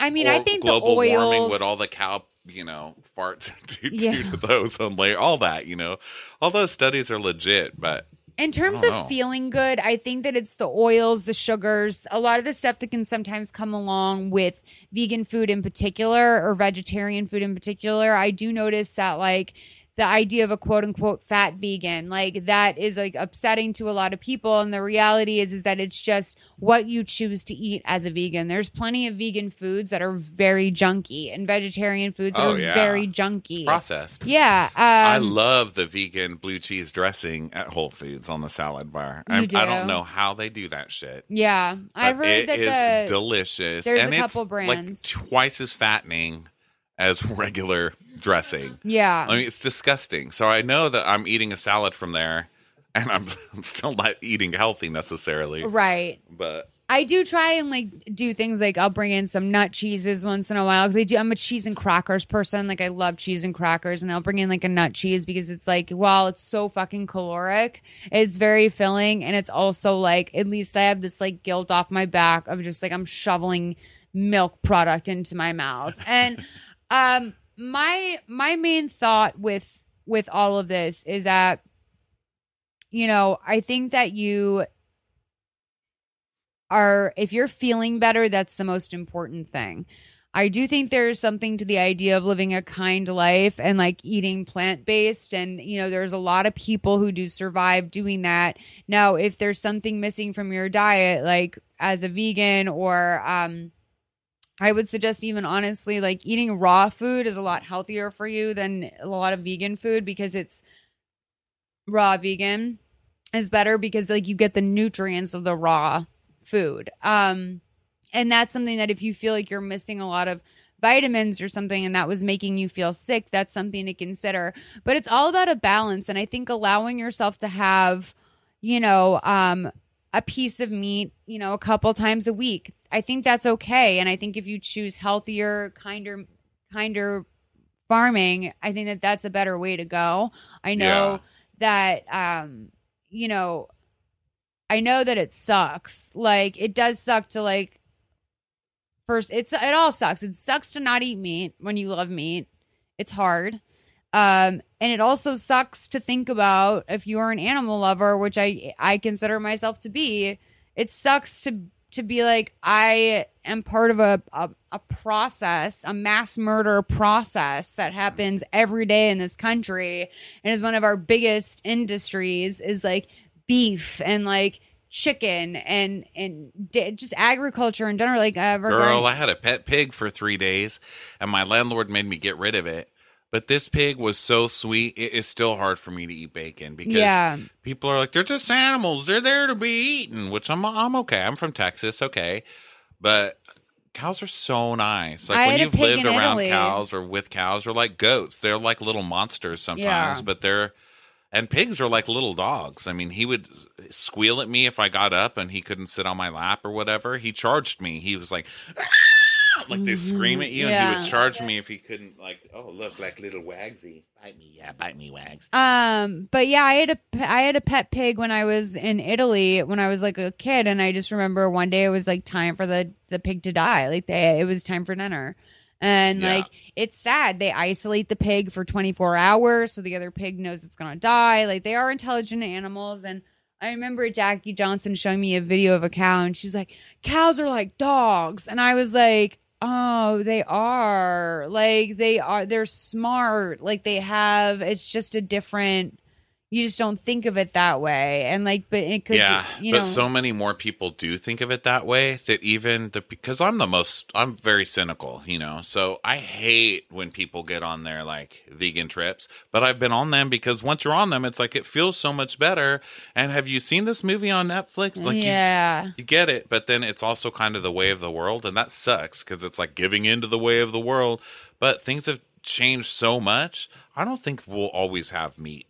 No, I don't think so. I don't think so either. And I think that there's plenty of alternatives. Like I slowly on its way out. Love Amy's chili. That canned food. Amy's pretty decent, huh? It's really fucking and I'm a chili. Burritos are good too. And I'm like a chili. Oh, I love the burritos. And I'm like a chili person. And so I didn't realize that Amy's was all vegan until for a while, or all vegetarian for a while. And then when I realized, like, I'm like, oh, this isn't meat in this? Like, what is this? And I realized, like, oh, I've been eating, like, tofu, and I haven't realized it. I make veggie chili all the time. I love veggie chili. I was completely convinced that I hated tofu. Like... Oh, tofu's great. Yeah. Well, if you make it right. But that's also one of the most processed foods in the world, too. Tofu's not the greatest thing either. Like, if you look at the fake meat section in the grocery store, well, most of it's nasty. Can we just be honest? I'm sorry. Most of it's gross. And it's really processed. Look at the ingredients on the back and the sodium nitrate, whatever. There was a picture from like before Harvey was about to hit Houston, and it was like a grocery aisle, and they're like, even in a hurricane, nobody wants vegan products because that was like the only thing that was like fully. It was like fully stocked. The rest of the like shelves were completely empty, but it was like first. Nobody. It is Jackie Johnson would have been having a field day. Yeah, Texas is like, you better not take my beef. Yeah, I mean, remember when they sued Oprah? They'll run out of water, but not beef. Do you remember when they sued Oprah? And Oprah had to record from Texas for 2 months because she was being sued by the beef industry. For what? So Texas farmers took Oprah to court because she had a doctor on who had said basically like beef is not the best thing for you. Like it's not as good as you think it is. It's not, this. God, it's terrible for I was talking about like mad cow disease too. Yeah. And so Texas farmers basically were like one of the most influential person in the world. Like, and of course, it's all like, all these women are listening to this black woman who tells them what to do. God. You know what I mean? There was that angle, too. They're ruining our industry. Well, why is it okay for you guys to put out fake reports or have the fucking food pyramid sponsored, which is all bullshit? Yeah. And so basically that was the lawsuit. So Oprah was actually wound up winning it. Because it's free speech and all sorts of stuff. But essentially Oprah was sued by beef farmers because their industry took a hit after she had said that there's like, beef is a little bit more problematic than you think. Yeah. And I think facts that wasn't even, I don't even think that was like the theme of the episode. I think it was like kind of an offhand remark. That was the people other have thing a too. fucking cow. When they're in that industry and people talk, no pun. No. And they talk about veganism, vegetarian. They just go crazy. Like, you need it. What are you going to have if you don't have meat? Like, there's so much to eat. I was never craving meat when I wasn't eating meat. Yeah. But she is right. When you say, oh my God, I forgot how many options there are when you eat meat. It's true, because when you go to a restaurant and you look at vegetarian shit, there's never anything. You can always say like, I want this chicken sandwich with the mushrooms and the fried onions and this and that without the chicken. You can still do that, but you feel like a dick. Well, speaking of, not to keep bringing up Jackie Johnson of Natch Butte, if you guys don't listen, but she's one of we've had her on a million times. She posted an Instagram, or like an Instagram story like a couple weeks ago. It was like being the vegan at the wedding, and like literally her meal was a plate of crackers. Like they don't like if they're not going to cater to the vegan. Like they're not going to, so they don't have like a special meal for her. Like basically she's getting whatever they have that doesn't like arguably doesn't have the. And I'm looking at it and being like, crackers really don't have any dairy in them at all. Like there's no milk or anything when they're baking a cracker. Like what? But I guess not, right? I mean, because tortillas don't. They're just, well, some of them have lard, but you can make it with olive oil and just some water and flour. I guess. But like, I mean, I don't know, girl. Like, this is one thing that I like to do to kind of be moderate is when I'm going through, especially when I'm going through like a gluten-free thing at home. I give myself, when I go out to meals, I'm allowed to eat whatever I want. And that is my thing. So it's like at home, I eat clean. I eat things that make me feel good all the time. And then like if I'm going out and I'm going to put alcohol into my body, I might as well fucking put a steak into my body or a piece of bread or whatever. Like like it's nice to hear compassion and like a guilt for it in a way, because it means we're kind of moving on. Yeah. But you don't win more points by feeling bad about it. So just like be moderate and eat less. And if more people did that, it would be less and less and less and less until it's hardly around. I mean, some chefs won't even talk to a vegan or a vegetarian. There's like a war between the meat eaters and the non, and it doesn't have to be like that, Supply and demand. Just stop eating it and they'll stop making so much of it. And for some people, like, it really just doesn't work for their system. You know what I mean? Like, meat, like, not everyone, the same way that we're all from different cultures or backgrounds or whatever, some people are not going to, their body just doesn't respond to dairy or to meat or whatever. One thing I would recommend to you, though, because you're talking about the health difference, is my parents did something, my mom and my stepdad did something where they got their blood tested extensively for what they could and couldn't eat. And it turns out that like my stepdad, like, really shouldn't be eating meat except for like bison and mutton, and like there were some random things, but like he can't eat lamb, like he can't eat all these like things that like he grew up eating as like a Greek guy. And my mom basically, the worst thing my mom can put in her body is wine, but she can have like a lager, for example. My mom got that too when I was a kid. It was the worst time of our lives. She couldn't have white wine. Oh, so she was just like, kill me. No, she was like, vodka, okay. Vodka sounds good. It's like, no, bring back. Now she's like, fuck it. got a headache anyway. Now she's like got the boxes in the fridge. Yeah, she can't. My mom can't have like an IPA. She can't have a light beer. She can only have I guess something about lager in particular is the one thing like her body can handle. I'm like terrified to do this. We were joking about like peanut allergies and stuff earlier. You know, all that stuff is really very real, and the people aren't just being neurotic. A lot of it is just shit that they're putting in our food. Yeah. You know, like all those hormones and all the fucking estrogen or whatever, all the drugs that they're using to make them get huge are making us huge because, we're eating those things, you know? And they're doing fucked up things to our minds and our attitudes and everything else. So whether you eat meat or not, try and do, you know, somewhat organic. But what does the organic even mean? That's a whole other show because I feel like that's tricky sometimes too. It's a whole nother. There's a list called the Dirty Dozen of like things that you like. If you're going to buy this fruit or whatever, you should definitely buy it organic. Right. And like that ruined my life. And because now I have to buy all these things organic because I'm like, of course, like raspberries and strawberries are the most compromised things because tomatoes. Like they're just so exposed. I don't remember, but like any sort of like berry, any sort of like anything that is just like you eat the skin directly. There's no buffer. Like an avocado is not on there because like there's the skin that exists. Like anything with skin, I think is usually fine, but a lot of the things on the Dirty Dozen list are things that like you just put directly into your mouth, and that really that fucked up my fucking expense report. I'll tell you that much, honey. You guys might remember that I have said in recent weeks, if we get to 500 reviews in the Apple Podcast Store by the new year, I will do something special for you. Ronnie, why don't you think about maybe what that special thing can be while I read this review? But I'm going to read a review that's not, Ronnie's doing a blowjob motion. You guys, I'm going to blow all 500 of you. No, but I would love to get our reviews up. They are super important to the show. They are absolutely like one of the most important things you can do for us. We're on the comedy charts. We're never going to chart in the top 100 anytime soon.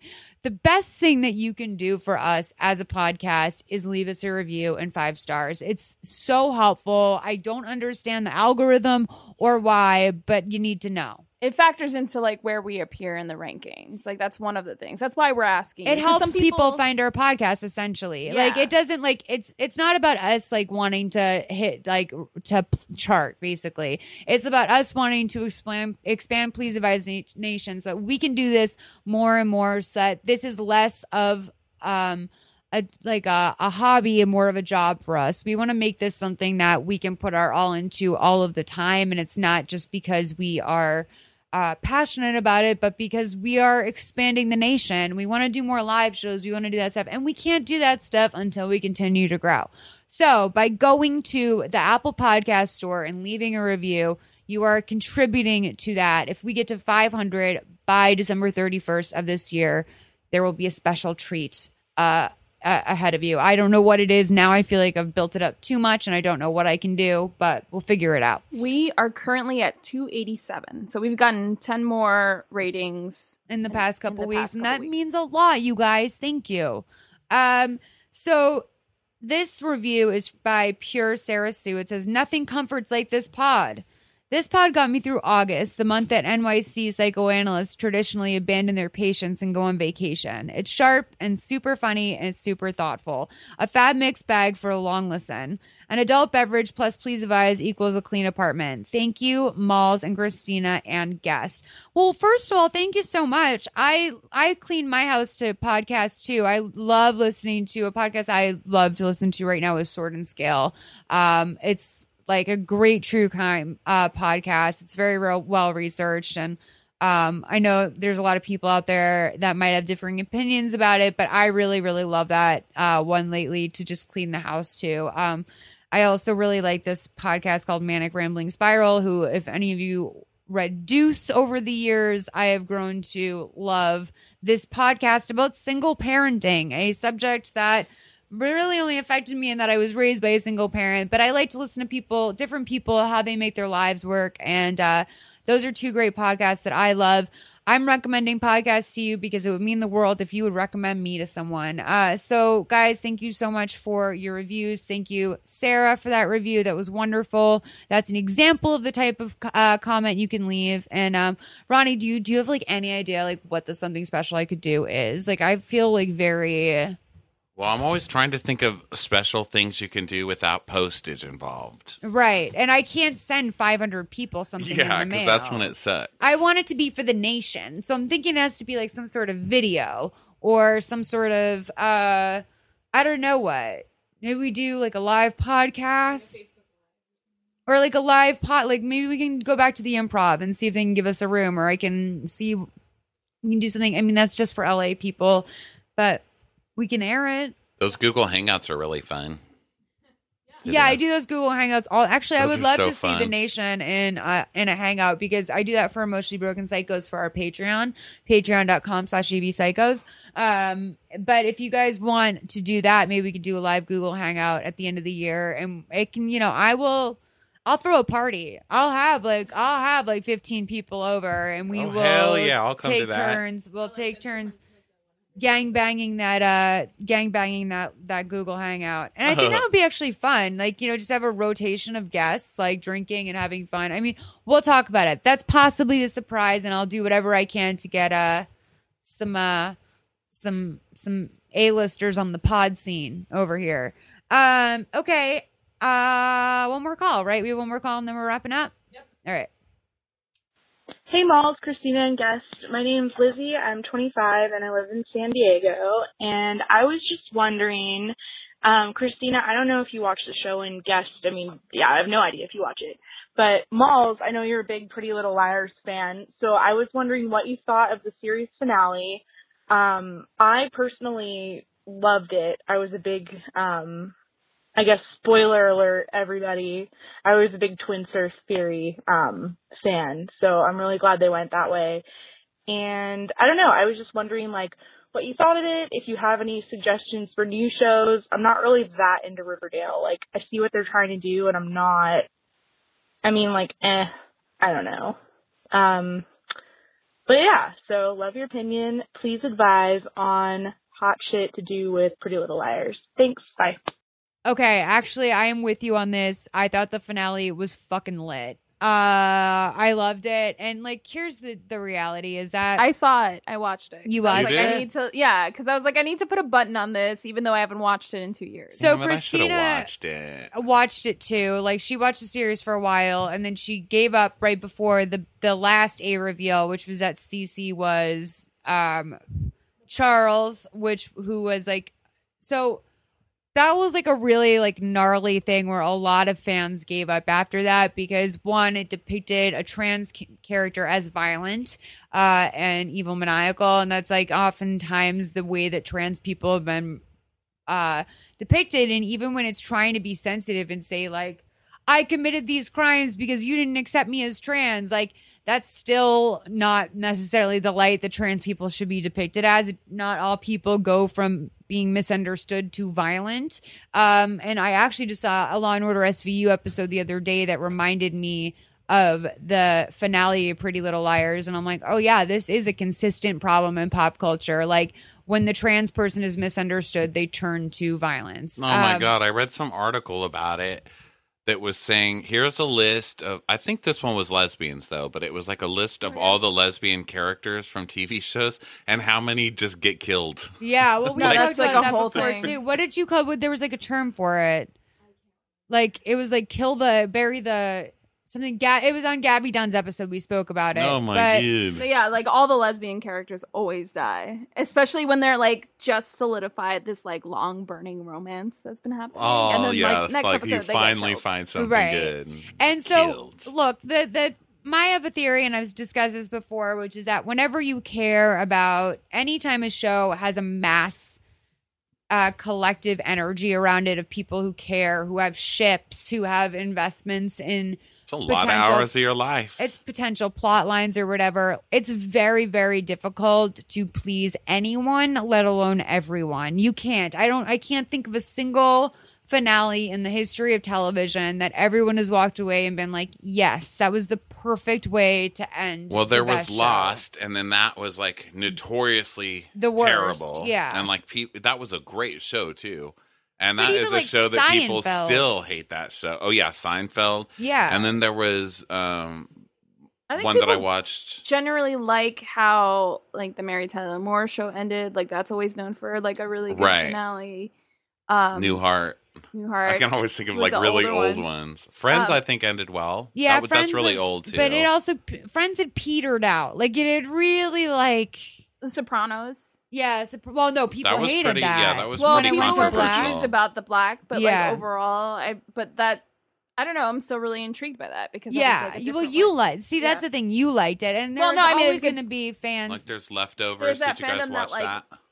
They want like a nice bow, or the people who like the kind of ambiguous ending. Well, especially when it's a mystery. Like that's how I get. Like Leftovers wasn't watched by that many people, but it was so good, and it's this whole mystery of what's going on. And they told you at the beginning, we're not telling you. You're never going to know. So you kind of knew in that. Because it was co-created by the guy who did the Lost ending. But this time, this time he said, I'm not telling you what's going to happen or whatever. But he actually did tie it up in a way, but he didn't show you, like one of the characters has a monologue about what she went through. And I'm of the camp that I believed her. I was like, that's what I guessed. Yeah. But other people are like, no, she was lying. And we didn't see it, so it didn't. So they left it ambiguous while giving you answers. But Pretty Little Liars, I watched the first 2 seasons and was in love with that show. But then I was like, this is like a Matlock that never ends because every bitch is A. I mean, even one of their moms in the first season was A. You know, she was teed up as A. And like that's the thing that they did a really good job of is that you never knew if you could trust the girls. You never knew if you could trust their parents. And I've never seen a show that so blatantly villainized parents. Like in a Disney movie, they're just dead. I've seen plenty of shows that have like shown improper depictions or like easy depictions of parents, but this was a show where you literally were like, is Arya's dad so evil that he would kill his daughter? I mean, like the guy had and it's also like he had an affair, so maybe he would kill his kid, which is like kind of a leap. But I really loved the ending of this show, which I mean, I think that for those of you who don't know, and this is a spoiler alert, and also you should, I mean, this show ran for 6 years and it was everywhere what happened. So I'm sorry if you're going to be precious about it now. And we also waited enough to answer this call. So basically what happened was that Spencer Hastings, who was one of the 4 original girls, had a twin. And we found out that Spencer and Charles were half siblings, and they were Allison's mother's twins. Allison's mother's twin sister's babies. And she was in a mental hospital, Radley, which was featured heavily throughout the show when she gave birth to the kids, and the kids were separated. And the girl baby, Alex, wound up going to London, and that is Spencer's biological twin. So, I know. Well, I'm a soap opera fan, so I get it, but wow. Yeah. So a lot of people, I mean, I don't think any other actor on the show could have pulled off the performance that Troian gave. I think that she gave a really phenomenal performance. A lot of people roasted her accent, but to me, it was like I'm like, well, first of all, not all British accents sound even remotely similar. Mm-hmm. Secondly, like that is that's a Cockney accent for sure. And like, she is also a trained actress. I think she's someone who probably continued to work on her craft throughout the show. Like I see her as someone who she went to the Samuel French bookstore and got her an accent tape. Yeah. She's probably doing it so exact that it sounds fake. That to me, that's what it was. And that I guess she said one person she studied a lot was Sid Vicious, who has a very severe Cockney accent as well. And she did do a good job of kind of even like shaping the way her mouth looked when she spoke so that the words kind of, that's what an accent is. It's all in the place in your mouth where it lands. Mm. So that was very impressive to me. And I thought that she did a pretty great job. And I thought that it was very, it brought the girls together. You know, we got a nice resolution. I think all the ships were tied up nicely. Everyone wound up with the exact person you wanted them to wind up with. And we even got weird payoffs that like people thought would never happen, like the Emerson, like Emily and Allison being together and having babies because Emily's eggs were planted inside of Allie. Yep.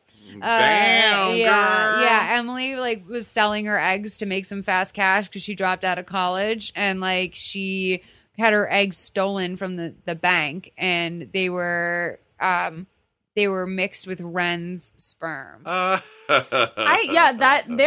pairing confused me because I always thought Allie was kind of a dick to Emily, and like the two actresses don't have that much chemistry with each other. There had been like, first of all, Emily bangs everyone in Rosewood, so there's that. Like, I'm like literally the concept of turning exists in Rosewood the way that it doesn't anywhere else in the world, where it's like literally some wife is just like all of a sudden she's like, yeah, I'm bisexual and in an open marriage. And like all of a sudden it's like the husband shows up to the coffee shop. He's like, no, we're not. Like, what? And she's like, yeah, I've been banging your wife. Guys, like, all it takes is one, okay? Yeah. So all it takes is one of us. That's right. She's been turned. But like the thing with Allie was that Allie and Emily had the reason why Allie was kind of gay bashy to Emily was because Allie had feelings for Emily, and so she was always quick to turn on her and make a comment about Emily's gayness. Like in the opening episode, what? I was like, I had that realization fairly recently when I looked up an old high school bully and saw that she was with her wife now. Oh, yeah. And I was like, oh, that's what that was. Well, yeah. Why do you think there's so many like crazy conservative politicians who are like, "Down with the gays," and then they get caught giving blowjobs under bathroom stalls with their wide stance? Yes, so like the haters are the ones who crave penis the most. Yeah. What happened to Hannah on that show? So Hannah, she was my favorite. Is with ever Caleb. since she got blackmailed into eating those piggy cupcakes in front of the popular girls, and she had to eat all of them while she cried. I know. I will never forget that scene. I still have the GIF on my desktop ready to send whenever I need to. It's my favorite thing ever. And even when the finale happened, I went on Reddit just to read what people were saying, and they were having a fucking cow about this ending. Everybody was like, how dare they? But one of the biggest things that they were mad about was that the showrunner had gone online and had been reading all the comments. So they were saying she's just stealing theories. That's what people were saying from the internet. Is that she had being been lazy. stealing. And I was like, yeah, but that's also like making your fans happy, it seems like. But they made it sound win like with like that kind of fervent fan base. Right. And like by the way, like Hannah, at the end of every season, the fans would put something. I would have loved it if it was Hannah, and I would have loved it if it was Aria too. I have to say. Yeah, I mean, wasn't Aria the one banging her teacher? Yeah, and she ended up with her fucking teacher. They got married. I mean, yeah, and like by the way, like the statutory rape thing was only really mildly touched upon throughout the series. Yeah, like it was just like what. I mean, like she was 15 and he was like 26. Like that's gross. Like that's real gross. Like that's your teacher. Like he cannot do that. Okay. Teacher aside, like when I was 15, a 26-year-old man was so old to me. Like, oh my god, when I was 35, a 36-year-old man was old. Right. I'm 42, a 43-year-old man. I'm like, you old. You're always going to be older than me. You know, it's always kind of you always have that thought. Yeah. So. Yeah, you expect the older one to always like have the moral compass and to know better because they're technically older on paper. But at least they got married. So it's all okay now. But they got married. They're the type of couple that are like, we were destined to be together. No, they are. They are exactly that couple. I hate those. Like, nobody is destined to be with anyone. Please don't tell me that. That's what I'm waiting for. Maybe that's why I still haven't found it. Stop. I'm Everyone, literally PSA, waiting stop for. Stop saying that you're destined to be with someone. Oh, the stars align. Yeah, I was raised in the 80s. I believe in that. Molly Ringwald has ruined my fucking life. Okay, that's your point. That's your point. I think people stay in a lot of bad relationships because they think they were destined to be together. Is my ultimate. I think people that's what codependent freaks. I'm like, yeah, your parents have been married for 35 years. Congratulations. Like, do they know anything? Like, do they have any friends? Like, Which one of them is being emotionally abused? Yeah, because it's one of them. I can tell you that. Like, when was the last CD they bought? What was the last record your parents listened to? Your parents, they've been married for 35 years, and do they listen to new music? That's another question I have. Is like, because I can tell you, if your parents have been together 35 years, they're still listening to Motown. Like, and that's just it. And that's just it. Like, there's no, like, it's almost like a time stand still thing. Like when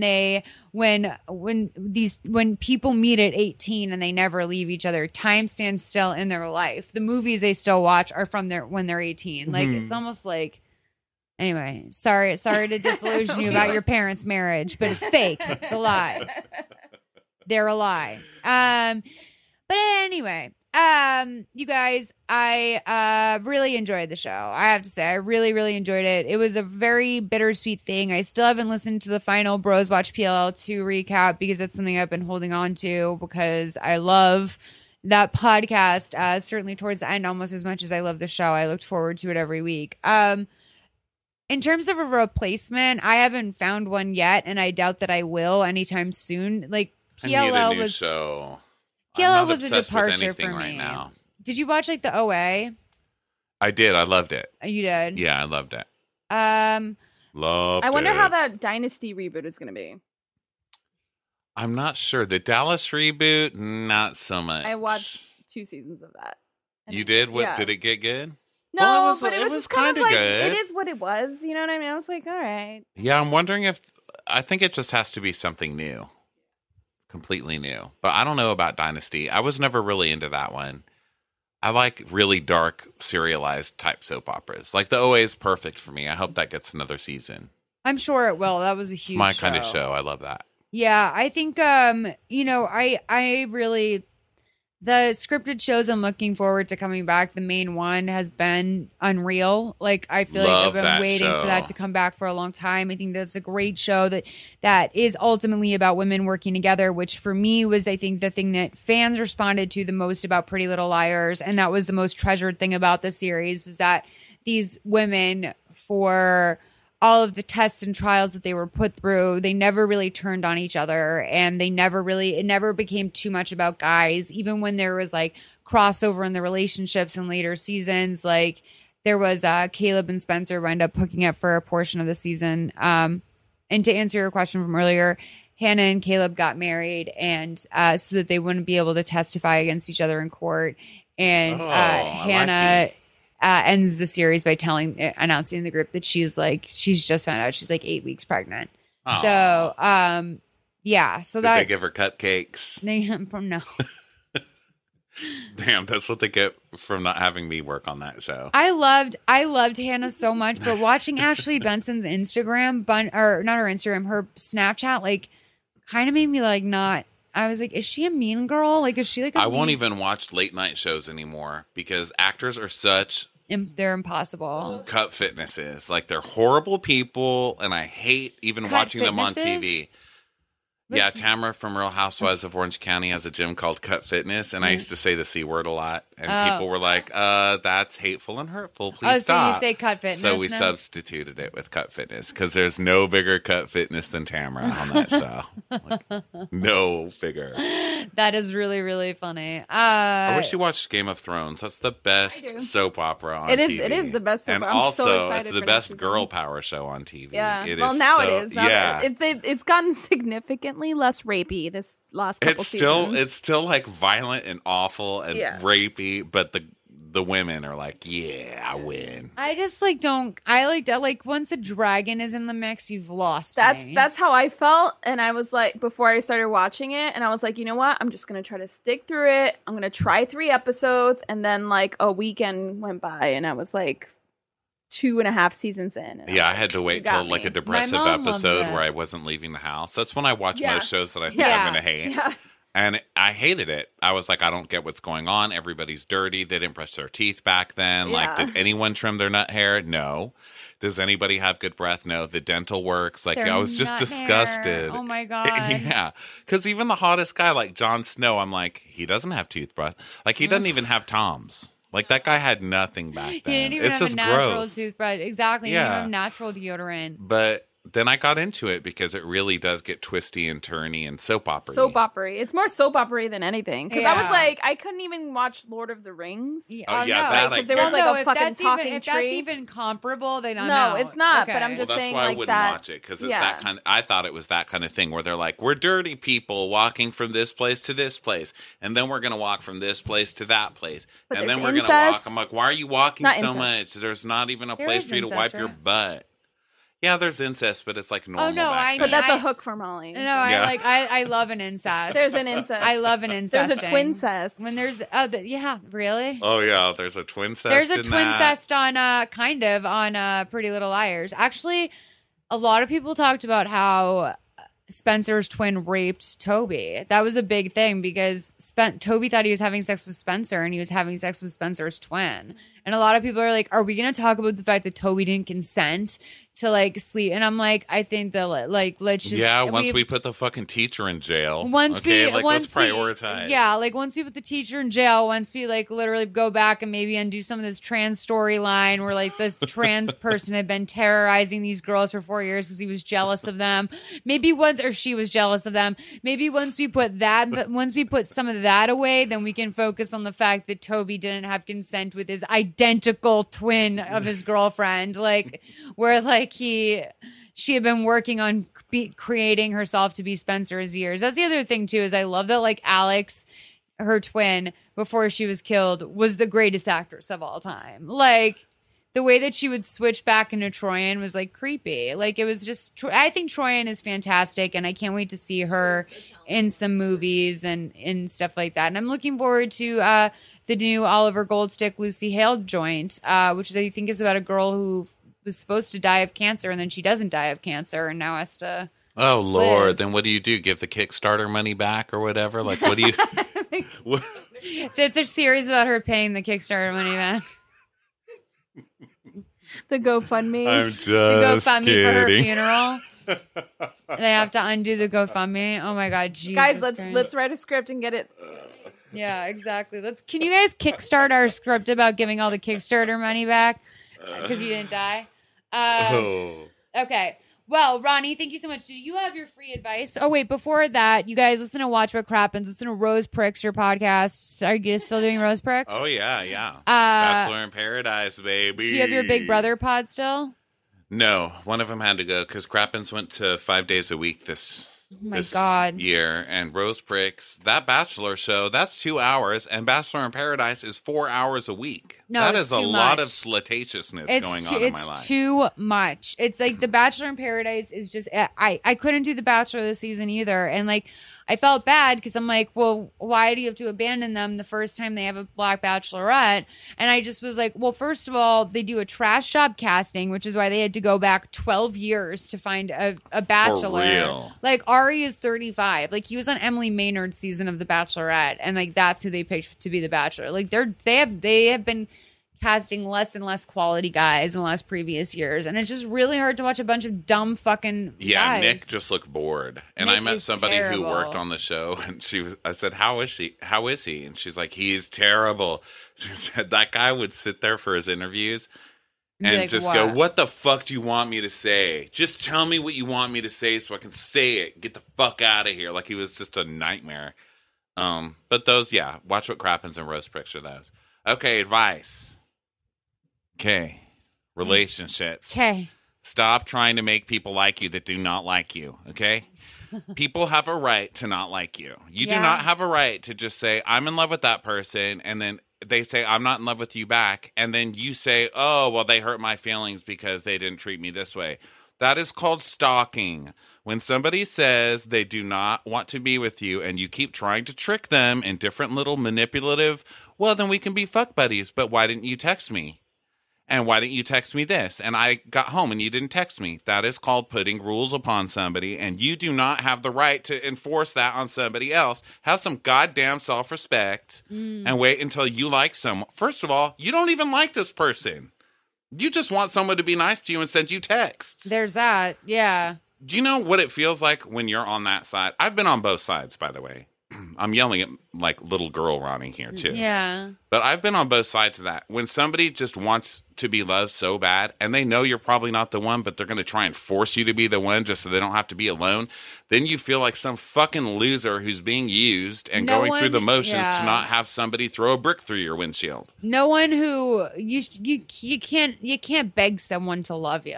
Yeah, and I get it. Like, everyone's not perfect, and maybe you meet somebody who's not perfect, but you learn to deal with each other. That's part of a relationship.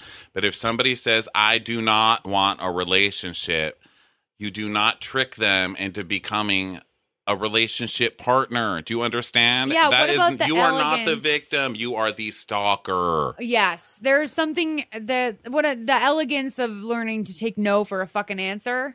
Like, that is something that's more attractive to a guy than, no, but I really am the one. But I really am the one. Like, if they say no, hold your fucking head up and turn around and go be, and like, I this is, of course, advice we give that we can't always take ourselves. You have these moments of That's weakness. why it makes me so mad. Yeah. I've been there, but then seeing it in someone else, I'm like, that's not fair to him either.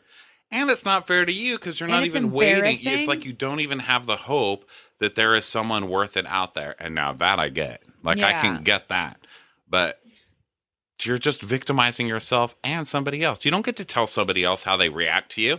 If you don't like their reaction, then walk away. They have a right to fucking say whatever they want or believe whatever they want. And so do you. We all have it. Walk away. Yeah, that's the truth. Clear the crazy. Because then otherwise, you crazy, bitch. You crazy. Yeah. And then I had to tell my friend, you are the victimizer now. You are crazy. You're holding someone hostage. Yeah, just with like little ways to trick, to prove that she's loved. I'm like, he told you he wasn't going to love you. But then why would he keep sleeping with me? I'm like, because you told him you would be fuck buddies. Because that vagina was there. But then why did he keep being nice to me? I said, because he was using you at this point because he knew he could trick you. You're Jodi Arias now. Yeah, stop blaming somebody else. You're Jodi that guy Arias told bending her. over in the juice aisle looking for a maid job. Yeah, and it's not to say you're pathetic. It's to say you're better than this, okay? Okay. You are better than this, Jodi Arias. I mean, that bitch ain't, because look what happened to her. Okay. She stabbed somebody who could have self-helped a bunch of people in a Marriott rental ballroom. Okay. Okay. All right, you guys. Boom. Is that you dropping the mic? Yeah. Okay. Well, you guys, I love you so much. Thank you for being here. Wags, you like that mic drop. Wags is like, he might get up and then not pet me. Oh, yeah, I'm still here. Oh, you guys, also, if you want to check it out, speaking of Wags barking right now, we're running a campaign on Mother May Sleep With podcast for BarkBox. If you want to check out barkbox.com/malls, we're giving away a discount for that. And also make sure you listen to Mother May Sleep With podcast. We're winding up for the season. If you are a Ronnie Karam fan, he has done 3 episodes of the show, and they are some of the best. Christina has done an amazing episode. We're going to record a new one tomorrow. The girl he met online. Talk back over here at Ronnie Karam on Twitter. I love to hear from Talk people. Back. Please advise. Talk back, guys. All right, subscribe. Bye, 5 stars. See you soon. Next time. Love you. Bye. Bye.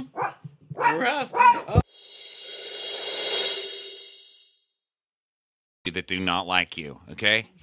People have a right to not like you. You do not have a right to just say, I'm in love with that person, and then they say, I'm not in love with you back, and then you say, oh, well, they hurt my feelings because they didn't treat me this way. That is called stalking.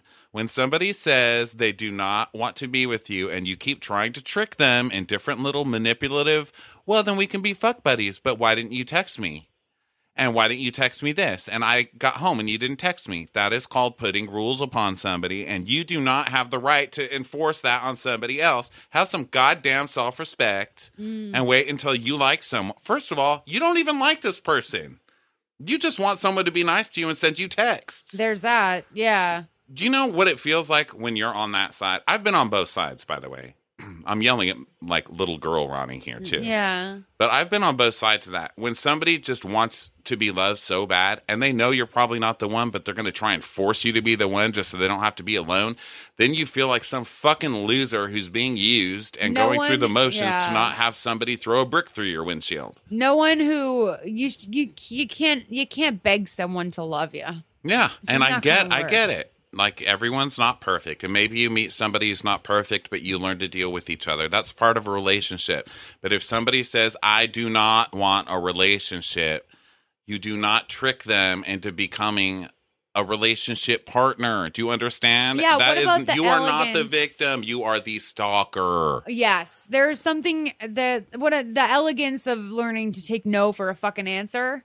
Like, that is something that's more attractive to a guy than, no, but I really am the one. But I really am the one. Like, if they say no, hold your fucking head up and turn around and go be, and like, I this is, of course, advice we give that we can't always take ourselves. You have these moments of That's weakness. why it makes me so mad. Yeah. I've been there, but then seeing it in someone else, I'm like, that's not fair to him either.